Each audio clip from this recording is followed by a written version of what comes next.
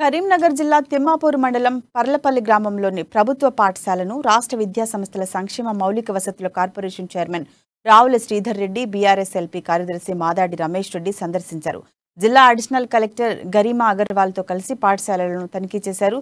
మర్లపల్లి పాఠశాలలు చాలా అద్భుతంగా ఉన్నాయని కితాబిచ్చారు. గ్రామ సర్పంచ్ మాదాడ భారతి నరసింహారెడ్డి గ్రామ పంచాయతీ పాలకవర్గాన్ని అభినందించారు.